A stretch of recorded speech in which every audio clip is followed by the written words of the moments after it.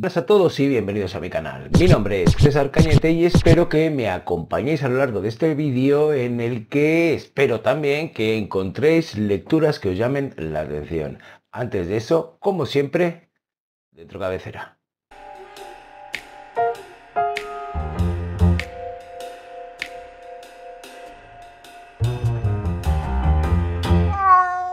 Bien, como habréis visto tanto en la miniatura del vídeo como en su título, os voy a hablar de las lecturas que realicé durante el mes de agosto. Si os apetece echarle un vistazo a los shorts de ese mes, veréis que realicé también diarios de lectura de cada uno de los libros de los que os voy a hablar ahora, en el que iba contando un poco cómo era mi experiencia lectora conforme avanzaba en la lectura de ese título.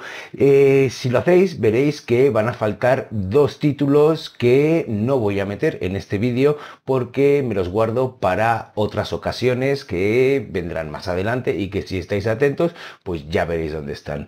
Dado que ya he hablado a través de esos shorts en el canal de estos títulos y me he visto incluso tentado a retomar esas grabaciones y ponerlas una detrás de otra para hacer este vídeo, pues no me voy a extender en hablar ahora mucho de cada uno de ellos. Diré pues lo que recuerdo de ellos y lo que me transmitieron, pero he preferido dejar a un lado esos, bueno, eso que sería una especie de palimpsesto de vídeos porque, bueno, porque soy vago y soy perezoso, pero no tanto. Además que eso sigue estando allí.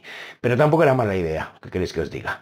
Bueno, de cualquier manera, dicho esto, vamos a por el primero de esos títulos que leí en agosto, que no lo tengo, no lo puedo mostrar porque me lo prestaron, y que es El cuerpo de Cristo de Bea Lema, que ha ganado una cantidad de premios asombrosa y que en este caso, después de haberlo leído y sin conocer tampoco mucho todo el mundo de los premios en los cómics, aunque sí que conozco el del Festival de Angoulême, por ejemplo, creo que son merecidos. Estamos ante una novela gráfica que narra la salud mental de la madre de nuestra protagonista y cómo eso tiene un impacto en la vida de la protagonista y en la vida familiar, a la vez que en la vida de la propia enferma, de la propia persona que tiene esa salud mental bastante deteriorada. Vemos desde el principio cómo se cuenta la historia de esta madre a través de unos dibujos que cambian también de una manera narrativa para expresarnos lo que la autora quiere contar, y cómo llega incluso a utilizar bordados para ese mismo motivo, para conseguir, para lograr ese mismo objetivo, que es el de transmitir de una manera narrativa las emociones que lo que narra impregnan la historia e impregnan al lector, o eso es lo que pretende la autora. En ese sentido creo que es un acierto maravilloso el trabajo que ha puesto Bea Lema en esta novela gráfica y cómo ha conseguido congeniar también lo que sería un soporte como la ilustración o como sería el bordado con los estados anímicos que la historia nos acaba contagiando, y en ese sentido me parece brutal. Es decir, utiliza muy bien el lenguaje que ofrece el cómic, que no es únicamente un grupo de letras. Bueno, no quiero que penséis que mis palabras desmerecen otro tipo de maneras de contar historias como son las novelas, dado que este es un canal además literario, pero sí que es cierto que explota muy bien una de las características que tienen los cómics, que no son únicamente ilustraciones, sino que con esas ilustraciones se puede contar, o no son solo una suma de ilustraciones y letras, sino que explota muy bien las características que el cómic permite para contar una historia. Y en ese sentido es altamente disfrutable y altamente, bueno, que te quedas embobado, vamos, con lo que nos cuenta de esta historia familiar, que por momentos es muy triste, que por momentos te desgarra y que por momentos, al contrario, ves esperanza en el futuro, aunque es una situación muy difícil y muy dura. También es una historia que se lee con mucha velocidad, son unas 170 páginas, una cosa así, y es que te ves tan sumergido en la página, en la viñeta, y quieres ver qué es lo que está sucediendo, no solo por lo que te cuenta, sino por cómo lo cuenta, que cuando te has dado cuenta, resulta que se ha acabado. Resulta que estás completamente sorprendido, satisfecho y con ganas de leerlo otra vez. un cómic que recomiendo muchísimo, una novela gráfica que recomiendo muchísimo y que estoy seguro de que disfrutaréis en el caso de que ya leáis cómics de siempre o incluso que no leáis nunca o no hayáis leído nunca cómics o no los hayáis incorporado en vuestro bagaje lector. Así que si queréis empezar por algo, este es una grandísima novela gráfica para empezar. Vamos a por el siguiente, que no es otra que esta Perdición de Jack Ketchum. Mi primera aproximación a este autor, yo me vi atraído porque me apetecía leer noir rural, novelas negras ambientadas en un espacio rural, pero que también es conocido por terror y por novelas de horror. ¿Qué sucede? Que me acabo de leer un libro posterior, después de esta primera experiencia con este autor, y no quisiera que esa experiencia acabase tomando parte en lo que fue esta otra experiencia. Así que vamos a Perdición primero, bueno, primero y segundo y tercero. En este vídeo iremos a por Perdición y más adelante, en el vídeo que toque, os contaré cómo ha sido mi experiencia con La chica de al lado, que me lo recomendaron cuando en los shorts que os decía antes subí las impresiones que tuve con esta novela, o por lo menos las impresiones de lectura. Pero bueno, después de todo este rollete, os diré que ¿por qué me he leído un segundo libro de Jack Ketchum? Porque este me gustó. Si bien no me pareció un librazo, sí que me metí lo suficiente en sus páginas, me enganchó suficiente su prosa austera y sus personajes, porque he de decir que esta es una novela coral, como para querer seguir leyendo y seguir entrando en el mundo de este autor. ¿Qué tenemos aquí? Bueno, pues un enfoque que me ha gustado mucho desde el principio porque empieza con una escena que es súper sangrienta y súper sádica y la verdad es que impacta muchísimo. La primera en la frente. Me quedé como, ¡buf! Mira que yo estoy acostumbrado a ver cosas de canal del crimen, de true crime, etcétera, etcétera. No diré que tenga un gusto especial por el gore, pero sí que cuando una escena es suficientemente chocante, tampoco es que me eche para atrás. Eso sí, advertidos que erais, porque en la primera escena, en el prólogo, tenemos el asesinato de dos chicas en un camping a orillas de un lago. Y eso es lo que abrirá la investigación que vendrá 4 años después. ¿Pero por qué me parece novedoso? Bueno, pues porque uno de los personajes principales de esta historia es el propio asesino y su pequeño círculo de acólitos que lo siguen a todos lados. Y en ese sentido, la personalidad de ese personaje está súper bien dibujada y está súper bien llevada. Y aunque no vamos a empatizar en ningún momento con él, sí que vamos a poder seguir sus andanzas sintiendo el rechazo hacia él, pero también esa fascinación que tiene lo que es horrible y lo que emana un peligro especial, que es este personaje en concreto, que está a un pequeño tris de saltar siempre. Y eso es lo que nos hace, pues quizá, ver qué es lo que le pasa. Bueno, qué es lo que le pasa y qué es lo que va a provocar.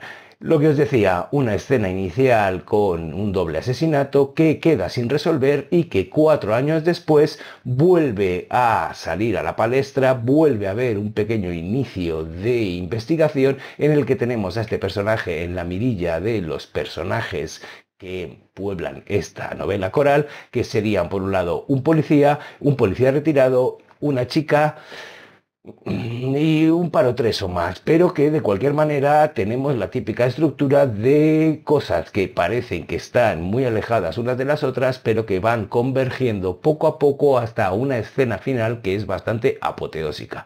No quiero contaros más porque no quiero destripar nada y quiero dejaros esa experiencia de lectura a vosotros, pero sí que os diré lo mismo. Muy buen ritmo, una prosa muy sencilla y muy cercana, unos personajes muy bien dibujados, unos personajes de manera coral que te crees que son verosímiles y quizá alguna otra cosa que pueda haber envejecido bastante mal, si bien es cierto que no es que esté escrita en los años 60, sino que es más adelante, pero está ambientada en esos años y la apoteosis de todo sucede en el verano del 69, cuando pues lo típico de la familia Manson y Sharon Tate y el matrimonio de la Bianca, y eso que es anecdótico en ese momento sirve como chispa, me salía en catalán espurna, para incendiar todo lo que vendrá después de este personaje que os digo que parece el protagonista o más bien el antagonista. Pero bueno, que muy buena experiencia, muy buena lectura y que os lo recomiendo mucho. ¿Qué os voy a decir teniendo en cuenta que hace bien poco he saltado a esa otra novela de la que os hablaba? Una muy buena experiencia. Vamos a por el siguiente, que no es otra que El olvido que seremos, de Héctor Abad Faciolince o Faciolince o como se pronuncie, porque no estoy yo muy ducho en apellidos italianos, creo que es lo que es un apellido italiano. Bueno, de cualquier manera, este libro no entraba dentro de mis planes de lecturas de verano, pero me sucedió que debido a temas logísticos me había llevado todos los libros que quería leer, que pesaban lo suyo, al sitio donde iba a pasar un par de semanas en agosto, y cuando había vuelto en avión pues me acabé el libro que estaba leyendo mucho antes de lo que esperaba y decidí ir a una librería y dando una vuelta por ahí vi este libro que me sonaba muchísimo, que además me encanta el título, El olvido que seremos, y que dije, bueno, me lo recomendaron en ese mismo momento y dije, bueno, pues me zambullo en sus páginas. Y enseguida descubrí que yo ya conocía esta historia. Y la conocía porque aunque no he visto la película, hace unos años, iba a decir publicaron, como siempre, porque se mezclan los medios, estrenaron una película basada en este libro que cuenta la historia de el padre de el escritor, de Héctor Abad, creo que se llama Héctor Abad Gómez. El caso es que es un médico colombiano abanderado de los derechos humanos, que luchó en su país por hacer las cosas bien para todo el mundo y que se lo cargaron en 1987. En la película, el actor que interpreta el rol de este médico, de Héctor Gómez Abad, es precisamente Javier Cámara, que se ve, por lo que vi en el momento en el que la estrenaron, que la familia había quedado completamente sorprendidísima de lo mucho que se parecía y lo bien que actuaba en esa película. Como la vida se interpone muchas veces y no acabas haciendo lo que quieres o no ves las películas que quieres, esa película me quedó en el olvido y pues fue el olvido que es, porque todavía no la he visto, pero dije, bueno, pues voy a leerme el libro. Así que me lo compré y he de decir que lo devoré. ¿Por qué? Bueno, porque esta es la biografía novelada de este personaje desde los ojos de su hijo. Es decir, es una autoficción familiar en la que nos cuenta su hijo cómo fue su experiencia con su padre, lo que lo quería y qué fue lo que lo llevó a la situación en la que acabaron con él. Una época muy convulsa en Colombia, porque el hecho de pensar de una manera diferente podías, bueno, no solo de pensar de una manera diferente, porque ya se cargaron a un montón de gente según de qué partido fueras, sino también por el simple hecho, aunque no fueras de ningún partido, de partirte la cara con la gente por lo que creías que era justo. Y en ese sentido hace un recorrido por la vida del padre que se me hace muy honesto, porque cuenta un montón de cosas y a la vez un montón de cosas que no tendrían por qué ser buenas precisamente para el padre, tampoco tendrían por qué ser malas, pero que sí que te enseña cómo era ese ser humano tan admirable, que eso es lo que más consigue despertar, que es la admiración, cuando este señor podría, con una posición de poder como la que tenía, de médico, de estar en la universidad, de poder pasar de problemas que ni le iban ni le venían y vivir lo que quisiera y en la posición holgada, acomodada, que podría haberle garantizado pues su familia y su trabajo. Pero en lugar de eso decidió luchar por pues eso, los derechos humanos, la igualdad, etcétera, etcétera. Si bien también os diré que yo, en mi caso, en este sentido, este libro me tocó un poco más por mi propia situación personal y por, pues eso, cuando pierdes a una persona cercana, antes de poder haber, yo qué sé, completado. Yo creo que siempre vas a pensar que has perdido a la persona antes de lo que te gustaría haberla perdido, eso por supuesto, pero además en una situación en la que el entendimiento o el haberse hecho mayor o el tener una vida un poquito más asentada podría haber acercado posturas y lazos y ver que, pues eso, que la vida no es justa. básicamente. Y en cierta manera esto es lo que consigue este libro, que te acerca a esa figura, a este personaje, y que es una delicia leerlo, porque la propia prosa del autor hace que sea una delicia pasar de párrafo en párrafo y descubrir a esta figura a través de los ojos de su hijo. Una preciosidad, una novela que a mí me ha tocado, que recomiendo mucho y que, bueno, que lo siguiente quizás será ver la película, aunque después de la experiencia que me ha dado esta novela no creo que la pueda superar. Pero hay momentos en los que me he emocionado profundamente con esta historia, con esa visión que tiene ese hijo sobre su padre y con ese padre admirable que, bueno, que todo el mundo que lo conociese tenía buenas palabras para él. Así que nada, una muy buena elección en esta pequeña corrección en los planes de lectura de agosto. En fin, el olvido que seremos. Que no es otro que El Imperio de los Condenados. Uy, no se ve muy allá, pero bueno, os voy a sacar una de las, yo creo que ya lo hice en un momento dado, una de las tarjetitas que vienen con el libro, porque, bueno, me dieron un montón de cositas. Las tengo aquí, que son, pues eso, puntos de lectura, postales y este tipo de cosas. Pero os voy a sacar la portada, y así no tengo que traer el libro porque pesa un montón.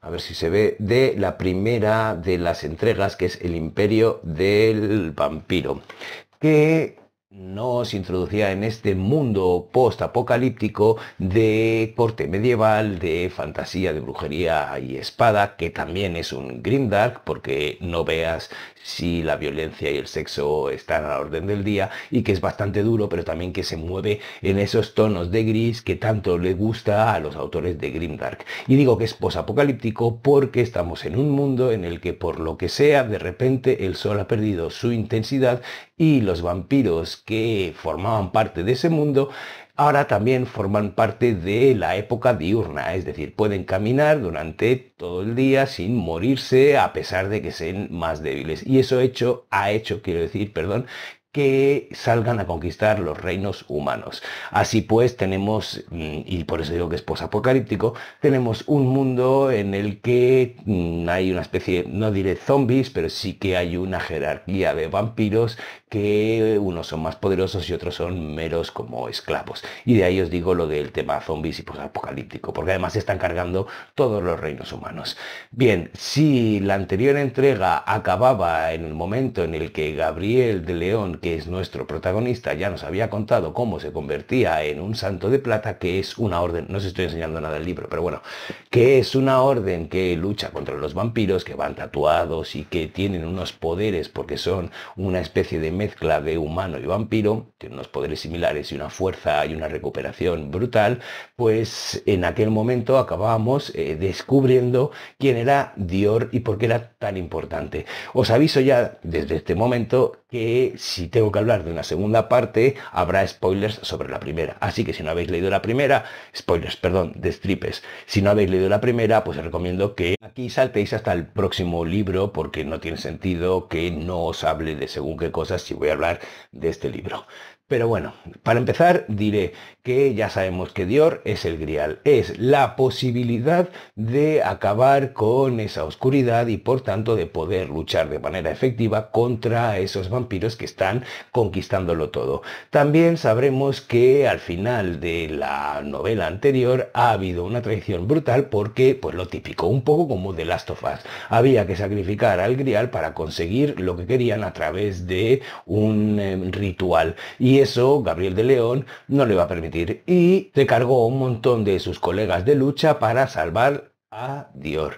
Bien, teniendo eso en cuenta, partimos ahora de ese punto y a partir de ese momento tiramos hacia adelante con la historia, que no os voy a contar mucho, pero sí que os voy a decir lo que me ha parecido. El primer libro lo devoré, eran como unas 1000 algo páginas y lo leí en 3 o 4 días porque no podía parar de leer. No experimenté algo que sí he experimentado con que es la fatiga lectora. Hubo momentos en este libro que me parecía que estaba alargando las escenas porque no podía ser que una segunda parte fuera menos voluminosa que la primera. Y yo creo que eso es un poco un error, porque en el momento en el que los recursos que utiliza para las escenas, por ejemplo, de lucha o para según qué escenas, los alarga hasta el final, quedan completamente a la par que otros, y es decir, no te llaman la atención y solo quieres que, pues ya sé qué va a pasar.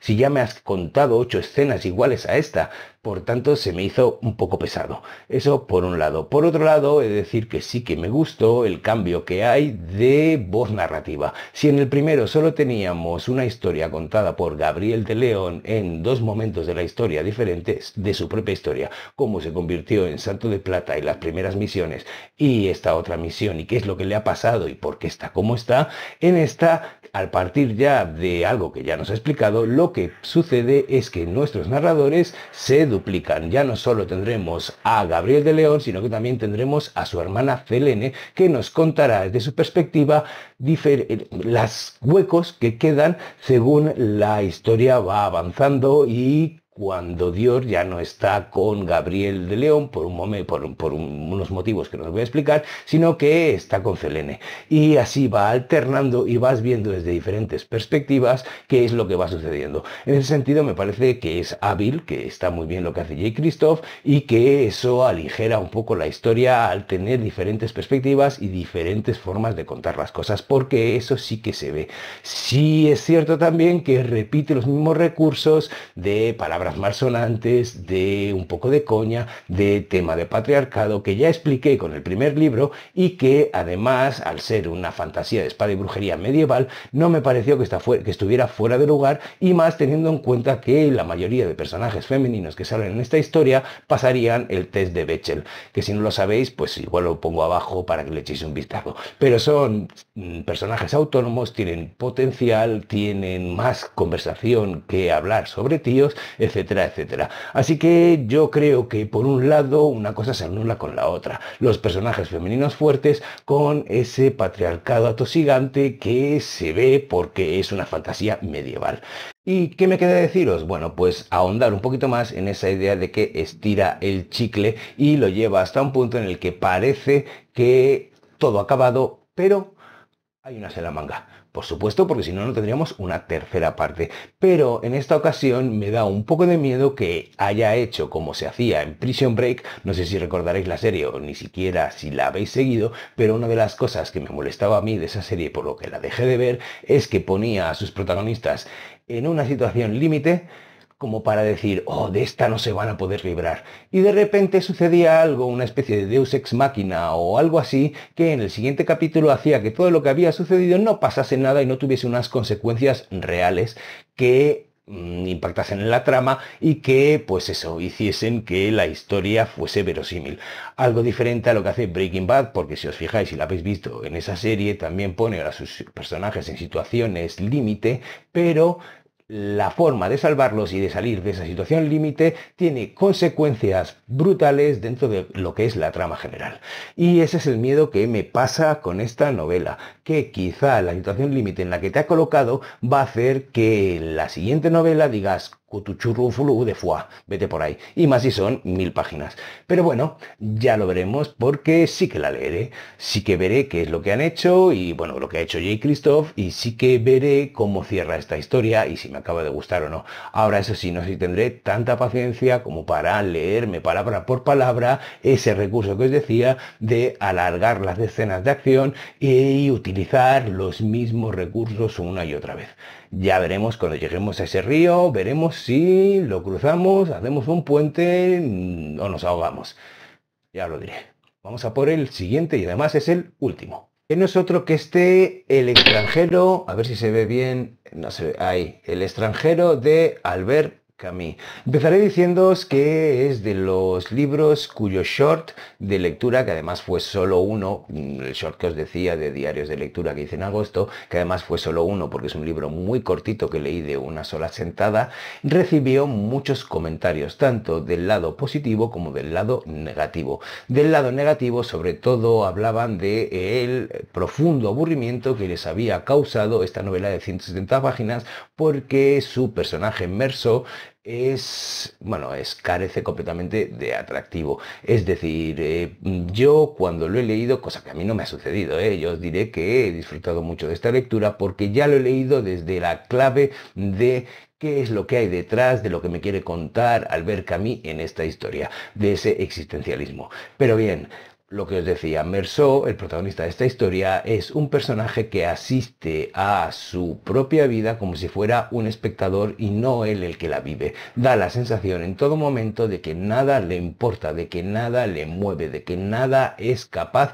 de emocionarle y asiste, como os digo, de una manera completamente anodina y apática a lo que le va sucediendo. Desde la muerte de su madre, que es tal y como arranca esta novela, al recibir un telegrama en el que le dicen que pues, su madre ha muerto, él ni siquiera sabe si fue ayer o fue antes de ayer y tampoco le preocupa, lo acepta sin más, va a la residencia donde vivía su madre, hace los trámites que tiene que hacer, no suelta ni una sola lágrima, a diferencia de lo que sí hacen los compañeros de esa residencia, que tampoco llevaban mucho tiempo allí viviendo, pero tuvieron lo suficiente o tuvieron el tiempo suficiente como para encajar esa pérdida a través de la tristeza, pero él no, a pesar de que es su madre.